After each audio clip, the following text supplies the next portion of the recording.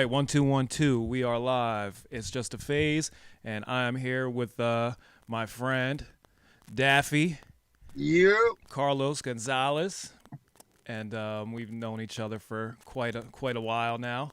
it's been And like almost 2 decades, man. Almost 2 decades. yeah, Yeah, it's kind of going on there. Of course, you I was went. a, I was a little kid. Like I was like 11 or 12 when I met you. I think I was real young. Yeah, you were pretty young, and Yeah, no, you're always doing things, and even from back then, your acrobatics have lended themselves to what you're doing now. So yeah, tell everybody who you are and what you do and what you're trying to do and accomplish and all that good stuff. yeah. So y'all already know my name is Carlos. Everybody call me Daffy. Well, me and Phaze, we known each other for a while. He worked with my older brother. He used to like produce a lot of dope tracks, and I used to like perform to some of them at certain shows.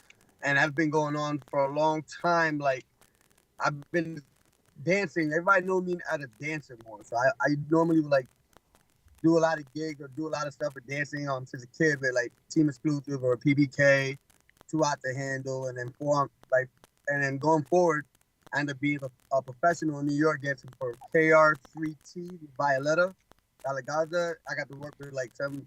I got because of her and that crew. I got to work on TV on like Telemundo, be on commercials, get to meet some celebrities, work with some celebrities, and I got to work alongside with dancers who are like famous around the world doing this thing, including Noah Lot, who played Graffiti Pete from In the Heights. That's like my bro right there, and he's been grinding along with Franco and all these guys that I got to work with. And I came back out here like after a while and started doing like more stuff like from skating, and now I'm wrestling, and the wrestling stuff is really going good. I'm working with Mike Crackenbush, and he's really known like around the world in the professional wrestling industry. And I'm just trying to keep myself busy, man. I like this is what I'm like my motto. Yeah, one life, and you don't. In all reality, everybody can have their faith or religion or whatever, like what they Right. see after death or whatever. But in all reality, yeah, I have my faith, but I don't know what's really gonna happen. So I'm taking advantage of what I'm living now, and I just want to like stand out, make an impact, have fun, and lead example for my kids and other kids around there to just go for what they want to do that make them happy, and like find a way to do something with that to make a living out of it too. So like, Absolutely, you got to do that, and I think we have that kind of similarity where you're always trying something new in it's still a creative space, dancing and wrestling. You're way more physical, and what I do is not so physical, but you're always trying something new and trying your hand at something and see if it fits and how you like it, and you got to keep doing that until that one thing sticks. hell yeah. Don't knock on more than one. I mean, don't knock on just one door. You gotta knock on more than one. And like that's been me. So like people be like, all right, for example, you saw the movie Notorious, right? I believe With so. Biggie, Yeah. the Biggie Smalls movie.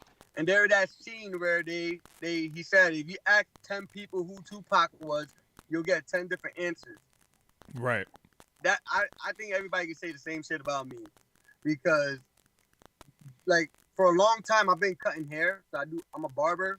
So I cut hair since I was 12 or 11 years old. Still Hmm. cutting hair to this day. I have my own clientele, like loyal people for like 10 years plus or more. And also like dancing.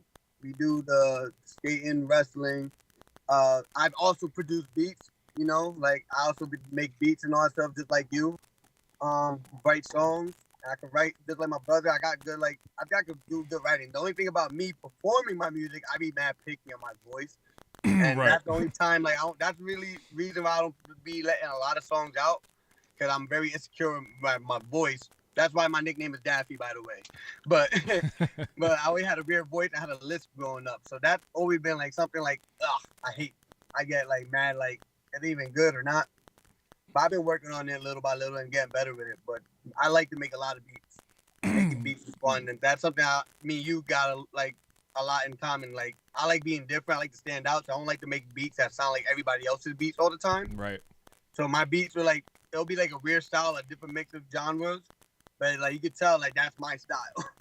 Same thing with you or like Rick Cheney and all these guys I got to watch growing up and doing their jobs. So like you guys played a big part. You, Meatball, all the Meat Beats. So like all y'all did a thing like growing up for me to like to do that. So I really like that's one of my favorite hobbies to do is make music. I love making like melodies, like combining orchestras or harmonies and all that stuff. I love it. Like I try to keep that 80s, 90s like spirit of melodies in my shit.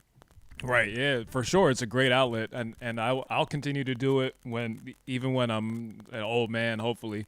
So that's gonna be weird when we're like 70 and I'm just like pounding on the beat machine. It's gonna look weird. Oh yeah. Yeah. So definitely. So you're just starting to try your hand in wrestling and stuff. So I seen you. Yes. I seen you starting to train, and just in like 2 weeks or something, I've already seen the improvement, and you look really good wrestling now. I've been a big fan of the sport my whole life, man. Like it all started with the video games though. The video games is what got me going crazy because me and my nephew, my brothers, and even some of my friends back in New York when we were like 8, 7, 9, Cash, my brother had a PS2 at the time. He was the first one to get one out of all of us. And we went to go visit him. He had SmackDown Just Bring It. So, like, me and my friends always play that shit. And then Shut Your Mouth came out. And then I used to, like, doing the creating mode and create my own character. Right. And started, like, doing these crazy moves. And I grew up loving, like literally, I was a small guy, but I was a big fan of the big guys. But I also had my small guys I was a fan of. So, out of the big guys, I was a big fan of Goldberg, Undertaker, freaking Brock. But then I like also Shawn Michaels, freaking Chris Jericho, and Eddie Guerrero was one of my biggest guys, Eddie Guerrero. So like I try you kind of look like him a little bit. Yeah, so I try to go yeah, definitely. So like I try to like be realistic with my body. Right. And like knowing I'm not a big guy. I'm really not. And we at an era now that I'm allowed to be my size and kill it in the sport. Because nowadays, like if you think about it, pro wrestling is taking over like wrestling. Like yeah, WWE have their sports entertainment; they always gonna be on top. But in the last couple of years, especially since the pandemic, pro wrestling just been crazy. Yeah. Like from Japan to Mexico to like all these other stuff. Like AEW is like an example of it, like how it got formed. But like pro wrestling is more like just the athleticism and the communicating, like just having a good dance partner. Right. So like over there, like pro wrestling is like having a good dance partner, knowing how to just entertain the crowd with some dope spots, nice acrobatics or like dope chain wrestling, whatever. So me, like I said, I try to be realistic. I'm not gonna go over there thinking I'm gonna choke slam the Undertaker or Big Show. That ain't happening. Right. F5 in them, nah. Yeah. So like me, I try to go the Eddie Guerrero route where he's not that big, but he's at a good size where he could do some power move, but he also got to use his body to fly. And same thing with Rey Mysterio, especially. Yeah, so, like, people love them, the little fighters. So yo, that ass, and it's working on my behalf. I guess I didn't even have a real match yet, but freaking, yeah, I've been like, I think was crazy. Like everybody thinks dancing was my first love. But anything combat sports was my first love. I grew up doing karate, boxing, jiu-jitsu. I even got to work with Brent, got to work with some senseis in New York. And that was all in my like kids years. And all that stuff I learned from there still to this day stuck with me. And from football, learning how to be aggressive and very like physical and stuff in football and all that stuff. And then skating, taking a lot of freaking falls. And all that stuff I think prepared me for wrestling, especially dancing. Dancing, like with choreography, I get to learn a lot of. Yeah. And damn, I'm kind of like breaking the fourth wall right here. But with dancing, I remember all the choreographies and everything. So in wrestling, I don't want to use the F word because I'm a wrestler, so I gotta respect the game. So I won't use the F word. But people, yeah, it could be predetermined, but the shit still freaking hurt. Oh, I thought you were talking about fags. Oh no, not at all. I know what you're saying now. I know what you're saying now. Oh no, like I don't want to say, not real. Yeah. They want to say it's not real because No, it's I got you. predetermined. That's the F word for wrestlers. Yep, the effort for wrestlers is FAKE. I don't want to say it. But yeah. So that's what, if I were to say that word, I'll probably get demolished at training. But, but definitely, like, it's predetermined, but the stuff still hurts, and the stuff is still risky. Oh, yeah. And, like, for example, Rey Mysterio was in a match with a guy a couple years ago, that he ended up dying in the match. Yeah. Which is, you know what I mean? I'm sure you probably seen that. So, like, it's very hard to, like, really make sure, like, there's a lot of techniques to this shit. Don't get me wrong. There's a lot of techniques to move that look so simple, but it's not simple when you actually got to learn the right way to keep it safe. Oh, for sure. Like, I can't even, I tried jumping over one of the parking, the metal dividers that surrounding a parking lot. I just tried to jump over one of those like 2 years ago, and I hurt myself. So, so I can't. Bro, I be hating it. Like, I be doing all this crazy stuff, but there'll be one little accident. Me walking, I'll just bump like a corner of a dresser or something, and that shit will hurt so bad. And people be like, how you so clumsy and you do all this damn skating or dancing and all that stuff, but you clumsy hell. I be having clumsy moments, bro. Like, I feel like me and my family members, like, we all got some good coordination, but we have that one clumsy shit in our life that we always have clumsy moments. And me is like stepping on a nail or whatever the case is. Me is like bumping into shit. Like, for instance, my brother, every Thanksgiving, he dropped the damn soda on the table. Every Thanksgiving, he dropped the soda. So, moment. Yeah, he you probably gonna talk shit if he sees this. He's gonna be like, "Shut the fuck up! You always dropping soda." You know how I be. But yeah, I want to bring it back because way before you had said about when you first started getting into it with the video games and with SmackDown, the first wrestling video game. Well, I was playing when they used to have the arcade in the Lehigh Valley Mall with the WrestleMania on like the 64. No, it was even before 64. So we're talking about, I think, not regular. Was it regular Super? Nintendo? It was either regular Nintendo or Super Nintendo. They had WrestleMania. I don't remember any wrestling games for the original Nintendo. I think it was probably Super because the Super Nintendo, there's a couple wrestling games I remember having. I just don't remember which one. Yeah, the Royal Rumble. Royal Rumble was fire. And then when the Attitude Era started and they had WWF Raw, that was like the first wrestling video game that we like really got into, like you said, because you can create players, and that was really, I think, when stuff was at its peak in the Attitude Era, at least for me, because I'm 10, 11, 12 years old and all that stuff's going on and it's gigantic. So who do you think has the best intro music? Alright, so let me have a one answer. Can I give you like top 3? Yeah. Alright. Cause they're like different genres. Like there's certain entrances that get you in a certain mood, and some will get you hyped, some will get you like chills, and some will give you like, okay, let's see what this like. So like, I would say like one of the top 3, I would say would be Stone Cold. His entrance music is like get you ready to fuck somebody up. Like yo, I be getting amped. Yo, I remember the Stone Cold theme song. Me and my nephew used to always rap. And I remember I stole a rap from like a school encyclopedia tape audio shit, and they had like those little kid raps in the end of the story. I just rephrased that kid rap with the Stone Cold beat, and I still kind of remember it a little bit, but I'm not gonna do that. But the second theme song, obviously, is The Undertaker. Undertaker, just because it brought the theatrical. Right. It's just very fitting. Yeah, he brought the kayfabe. He brought that whole kayfabe of wrestling to a whole nother level. He brought like the whole like just being a different character and like just not and selling that character OD. Like Undertaker for 30 years, he killed that shit. Also, number 3. There's so many good songs, but everybody gonna probably be like, for your top 3, there could have been more. And for the third one, the third one is a fight between Shawn Michaels and Hulk Hogan. I like Real American. Real American, yeah, it made me feel like a little kid. Like Real Yeah. American, that was the song I heard every time I beat the season mode and Shut Your Mouth. So when I beat that, and that was like the first legit wrestling game I got to beat the season game. Shout out to my boy Legs. That was Cash's brother, boy that he grew up with. That he used to always come to my house and he used to teach me how to create my player, teach me how the game is supposed to be played, season mode or whatever.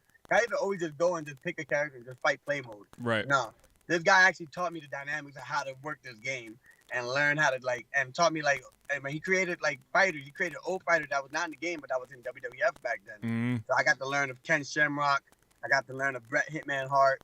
I got to learn a lot of guys that was not in that game that was before I started watching it. So those 3 songs, I would say it'll probably be Real American, and then after Real American, it'll probably be Sexy Boy.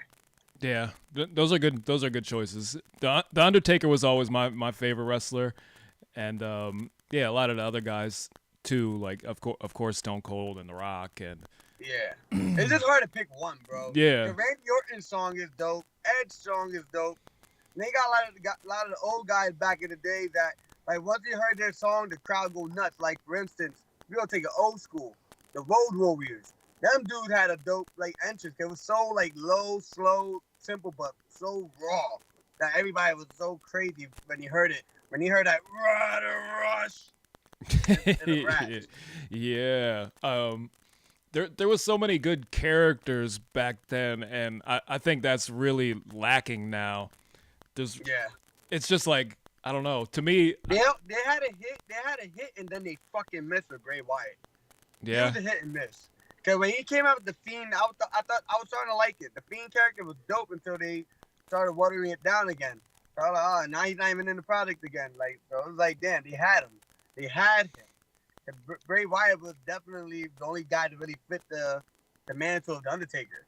You know what I mean? I have no idea about anything that's going on now or in the last at least 20 years. Once it stopped being WWF, I was kind of out, and I was getting older. I was 14, 15, 16. I was like, no more wrestling. Yeah, that phase in high school, I stopped watching it. From high school and through a little bit of college, I stopped watching it until my other brother moved back with me. My other brother, Junior, he ended up moving down to wrestling from New York, and he's a big geek like me. So he started putting me on to the independent scene. Yeah. But it got me watching it again, so I got to learn of the new people. And don't get me wrong, nowadays, like I said, there that time period wrestling sucked. I didn't watch it. I stopped. Well, at least WWE, I stopped watching. And everything else was not good or around at the time. But I would say the CM Punk era, I hated it. Yeah. I didn't like the CM Punk era, or after the Dr. Thugonomics of John Cena. Once it got to when John Cena started doing the Marine to the Miz and CM Punk and them taking over it, I hated it. But I liked it once Triple H started taking over. When Triple H came out with NXT, and that's when Kevin Owens, Finn Balor, all these guys started coming into the game. Sami Zayn, when they started coming into the picture, that's when it started getting better. Now I actually like it. I feel and they took out the PG era. Now it's not PG no more. They got it back to you'll see some blood content. You'll hear them curse here and there. Right. Not no attitude era yet, but getting there. Yeah, because most of the demographics are older people who enjoy the nostalgia of wrestling, and they bring their kids to the events and stuff like that. That's what a lot of my friends do too, is they still pay attention because it's something to watch with their kids, and they get into it just like me and my son got a rivalry. Yeah. My son be trying to talk mad junk. Yo, Dad, have you been practicing so we can fight for the title in the game? And my son liked to play a game. I took him to 2 live events before, so he got to see John Cena and Roman Reigns and all them. Right. But yeah, my son, that's one of the main things that got me back into it too, because me and my brother both took my son to go watch it live.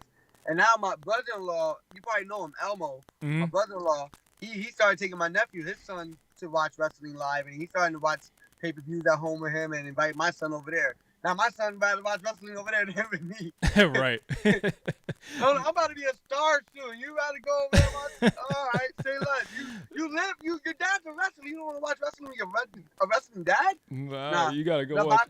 But I'm happy though, cause like you said, a lot of people stopped watching it, but it's good to have them to watch it. Now my son could go anywhere and watch it. He has the choice to go to my sister's house and stay here, or like wherever. Yeah, So like that's what we used to it, do when we were kids. Like we had the big wrestler guy pillows, the Wrestle Buddies. I used to have one. I had two or three of them. we had the Wrestle Buddies, and then we went I over. had a Macho Man and Sting. Yeah, we went over to my friend's crib for a sleepover, and we watched the WrestleManias and fuck up the Wrestle Buddies.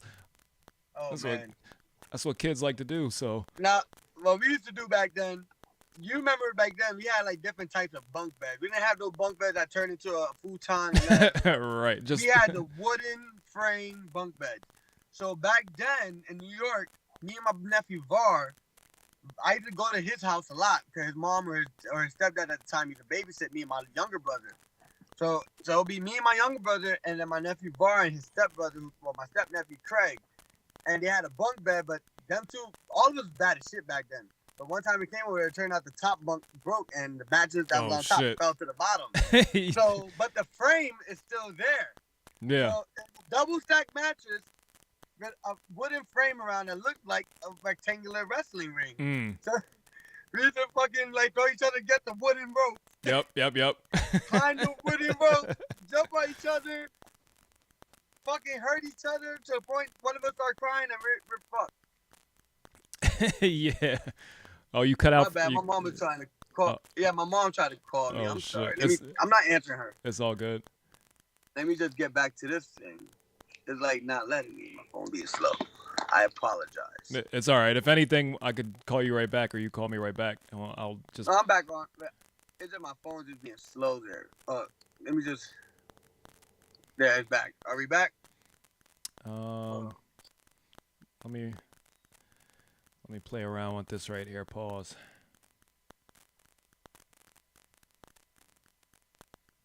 You still there? Oh, I lost him for a second.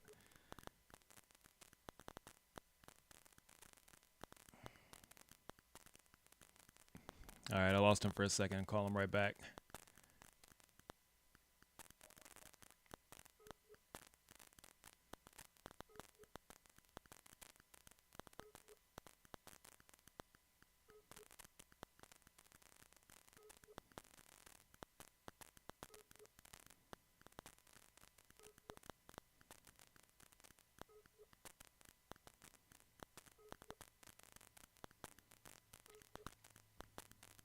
Oh, maybe he lost signal. Let me go ahead and I'll put that off the screen. Maybe he'll call me back in a minute. We'll wait a second.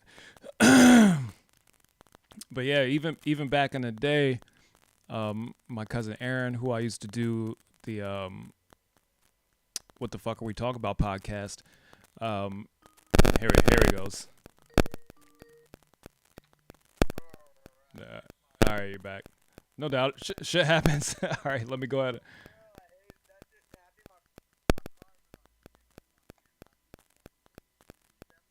Oh, shit. She was being like, where are you? Where are you? I'm over here doing this. It's all good. Now, because my daughter's there. She got my younger one, but we good. She's all right. All good. We don't have to go super long. We've been doing 25 minutes so far, so yeah, we straight. Yeah, we good. I'll say I got to like 5:15. All right, what time is it now? now? Yeah, we good. All right. We got like good 20-some minutes. All right, no doubt. Yeah, whenever you got a dip, just let me know. Yeah, we good. Yeah, I was saying back in high school and stuff too. My cousin, who I used to do the other podcast with, back in high school, they started like a whole independent like after school wrestling league, and it would just be mad people who have their own characters. They do like a legit whole. Was it Allentown? Yeah. IXW? No, like this was just like they would just go somewhere. I forget where. Some like courtyard of apartments. They would just they would just be outside. They had their own characters and finishing moves, and then I don't know, like 10 people would be, they would set up matches and have a storyline, and people would just come watch them do their thing, even though it's not. Yo, to be honest, we did the same thing in Pembroke. Yeah. We did that in Pembroke. And we used to have like these dirty mattresses, and we used to have it behind the storage, between the house and storages, and we used to have like one of the guys at the time used to have the champion belts too, like the actual like real like old. He had the old school like the like the one before the spinner, the WWE title belt that was before the spinner. Yeah. And then he also had like an intercontinental belt. So he used to have like 8 guys wrestling. He had the stereo, the old school stereo. They had to hook up the wires to the speakers Yep. and everything, and with a tape or a CD. And we used to have, miraculously, he had a WWE originals and WWE or WWF themes like back in the days with The Rock and Stone Cold and all them, Triple H. Like the Triple H old DX song, not DX song, but his old before he was the game, he had like this other song that was created by the same guy that created the DX song. But yeah, we used to always like walk around with the titles and have these corny ass matches. The only thing that was cool that we had Julio and Bogey that would jump off the roof. My bad, this shit. Yeah, they'll jump off the roof of the shed into people into the matches. That was pretty cool. But a lot of stuff back then, like if I would go to my old self at that time, I would not think of all the stuff I'm doing now. All the stuff I'm doing now as a kid, I never thought I'd have the balls to do. Yeah, no, that finisher you came up with is fire. Thank you. Yeah. Yeah, it was inspired by Cody Rhodes, Dusty Rhodes' son. Oh, nice. Yeah, cause the actual twist, like that like kind of like a DDT type thing I had him in the end. That's called the crossroads. Mm-hmm. The only thing I added to it was running up the turnbuckle and doing that backflip to get into that position. Yeah, that was nuts. Yeah, thank you. Yeah, that one, it took a couple weeks to get it like to how I wanted to feel and look and make sure it was okay that they didn't get hurt, right, and I didn't get hurt because it's a little tricky. Yeah, it gets a little like confusing how you want to land and make sure you could grab them and twist them a certain way and without like stressing their back out or whiplashing them. It's weird. Yeah, it looks a little squirrely. I was like, oh yeah, all right. Yeah, it took a couple tries, like a couple like practice matches to finally get it on point until I finally got to the point where I could do it where you could hear like the sound. They could hear the slam to his face. Right. Because the other time I first started doing it, all you seen was like a twist. And you didn't really get to hear the impact. Okay, how's that supposed to hurt him? So I got to the point where it looked like it fucking hurt now. Yeah. So now I do the thing, I turn it just bam. And I learned how to like land with him and everything. So now I'm starting to get somewhere, and I'm starting to learn how to communicate better too during the match. Hell yeah! So what's your timeline looking like to where you're gonna like do an actual match? When do you think? All right, so I from what I was told, I could get a match anywhere right now, but I would just fuck up my career if I'm not ready, and if I have a match now and I don't do good and I ruin it, right. I make it look so whack. Then people will remember my face and be like, okay, or remember my name and okay, this guy's not ready or not good. We need to wait till he gets some credibility. So before I embarrass myself and go through all that, I'm taking a school with again Michael Quackenbush. They call him the Quack, the master of 1,000 holds. And like you heard that about Dean Malenko, he's a man of 1,000 holds, but my trainer is the master of 1,000 holds. Mm-hmm. He got to wrestle people like Eddie Guerrero. He got to wrestle Daniel Bryan. He got to work with Cesaro as trainers. He got to he was one of the main guys that was in charge of Chikara Wrestling. And Chikara Wrestling is responsible for a lot of stars that are out right now, including, and some of you guys that don't watch it now, y'all might not know these names nowadays, but a lot of people that actually watch something, you'll know these names. Like if you know who Eddie Kingston is, Orange Cassidy, or Alexa Bliss, Cesaro, and a lot of people that didn't grow up in the Chikara company, but that came and got to these special appearances, the special matches in Chikara, are people like the Young Bucks and like a couple other guys, Tommy Dreamer from ECW. So a lot of people got to work with this guy.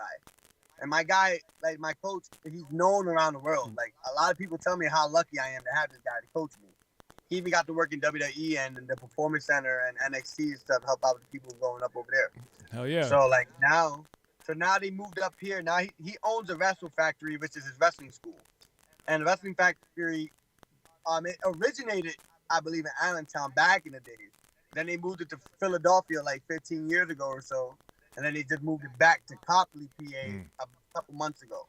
About like 6 months ago to a year, I think they moved it here. And I got involved in that because I was on Facebook. I seen a random ad that said wrestling workout, first day guaranteed free. And then the price was good too. If I would like it, the price was not bad. It's like going to a regular LA fitness gym type shit. Right. But it's wrestling.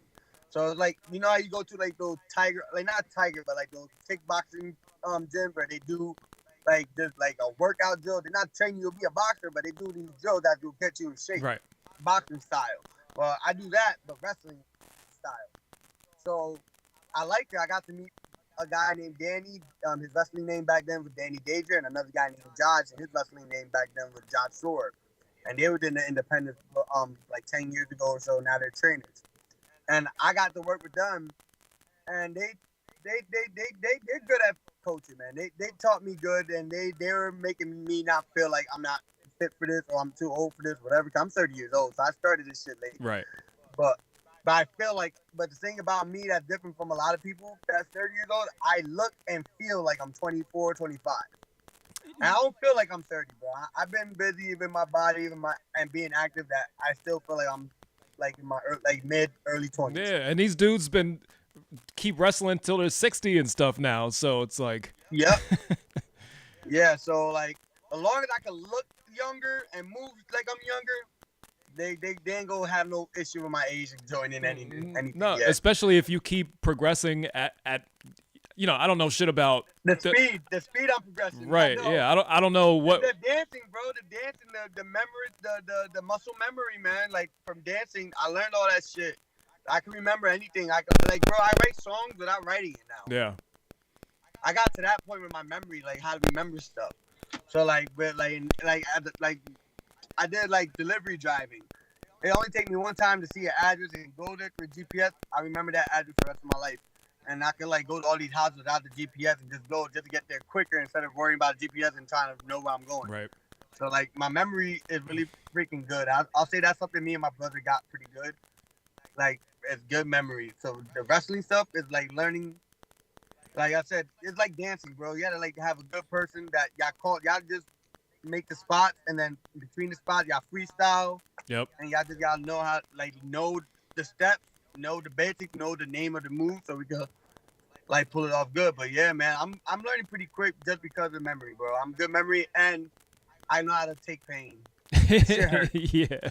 Yeah. So fast track, get really good at this shit. You could fast track to who knows what heights you could take it to. But it would just be dope to make it to some whatever they have minor league type shits and just do some matches and see how you like it. See how you like it. I could get my head to MLW. I would love to try MLW. MLW is kind of like the new OVW type shit that's going around right now. Because Chikara, they stopped Chikara, but they got the School Vessel Factory going good. But yeah, my goal is to like I'm not focused on WWE at the moment. Right. Right now, my focus is just letting my coaches know they got a fucking gem in their hands. And letting them want to push me out quicker. Yeah. My goal is to make them want to invest in me and prioritize my gift that I have to offer to represent them well and to represent myself well.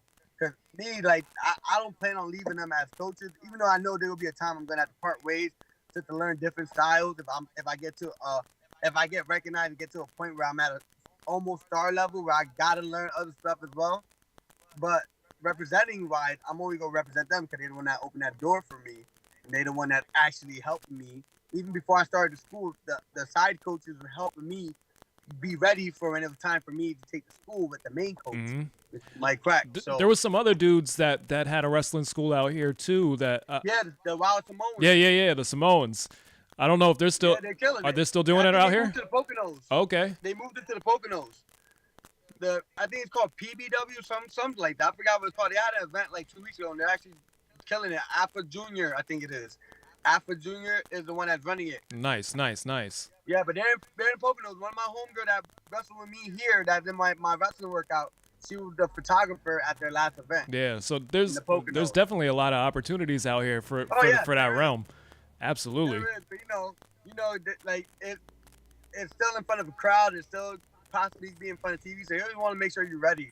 Because people remember everything. People will always remember a bad spot or a botch or like any accident that can happen, they'll remember that forever. Yeah. Especially if it's recorded. So I want to make sure I come with a bang. Hell yeah. Like that video my boy tagged me in. It was a dude that had the long hair that looked like he came out of Mortal Kombat.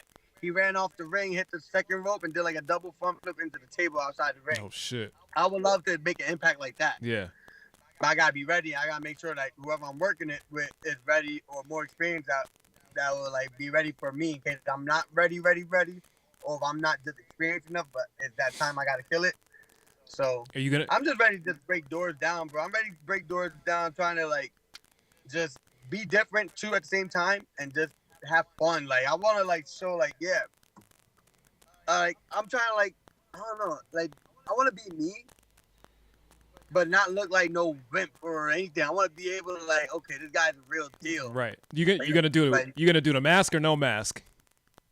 I think I'm gonna start with the mask. Yeah. I'm gonna start. I ordered me a mask. I already ordered me one, but I ordered one that I could like work on, that could like compromise and freaking make it your own. How you say it?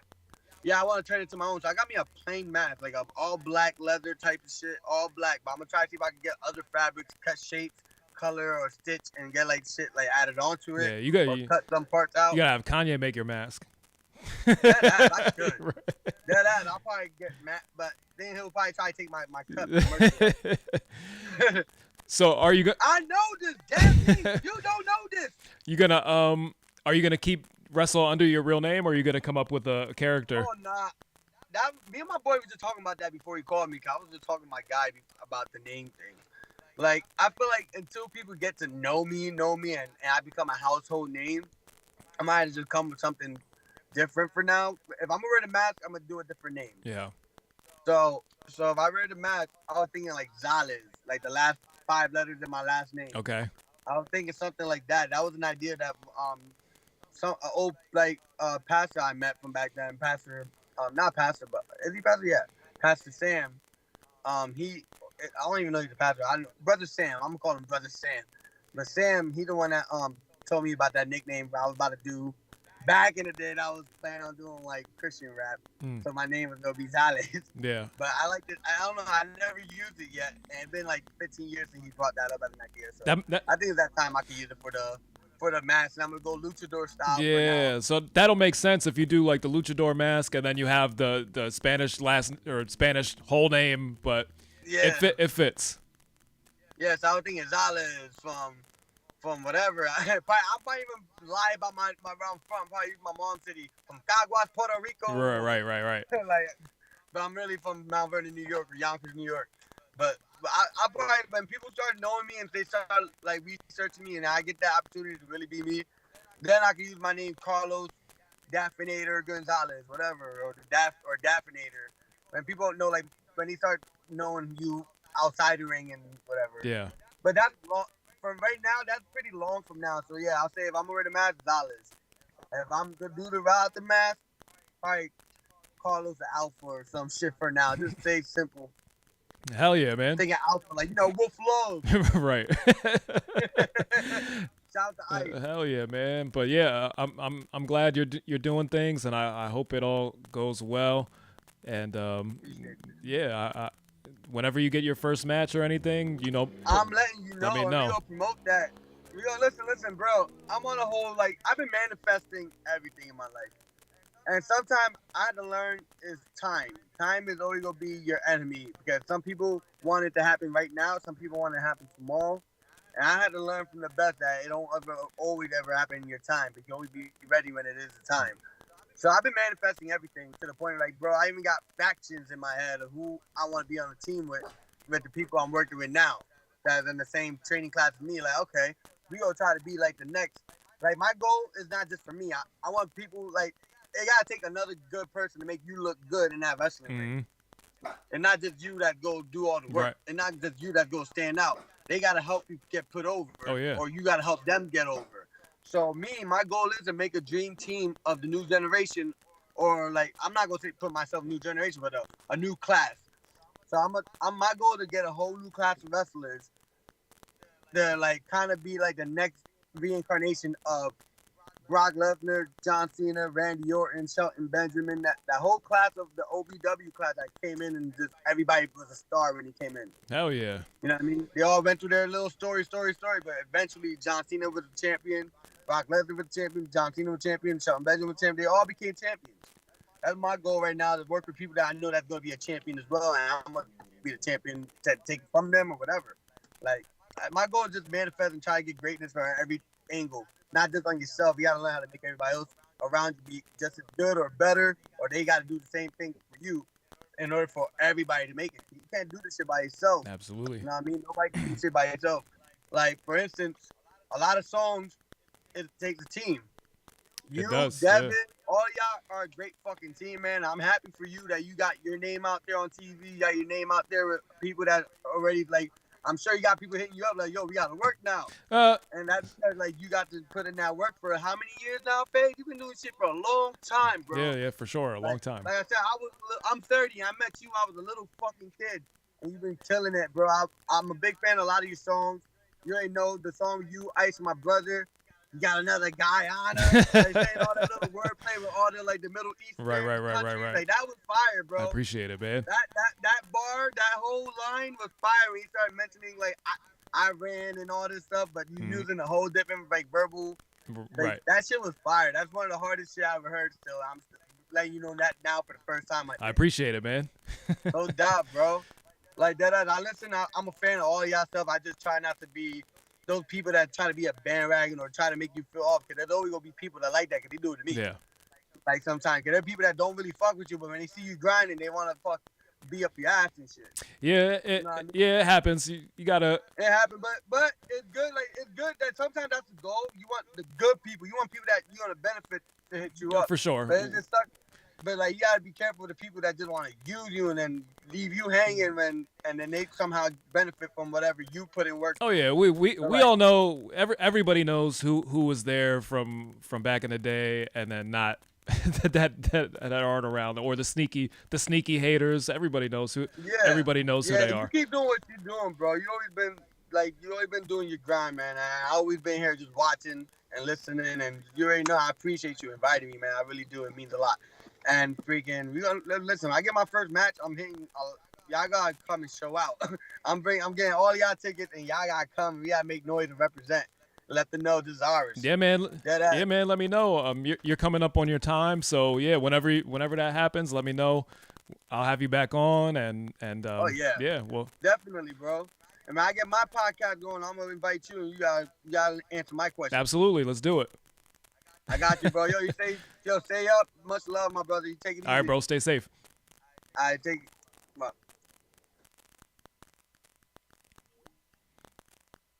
All right, that was my man, Carlos.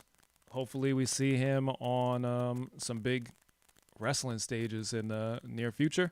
And yeah, stay tuned. I'm going to continue to have all different types of people on the podcast, and maybe one day I will be the Lehigh Valley Joe Rogan.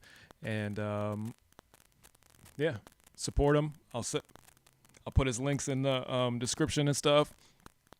And subscribe to the podcast. Keep listening. Keep watching. And I'll see y'all soon.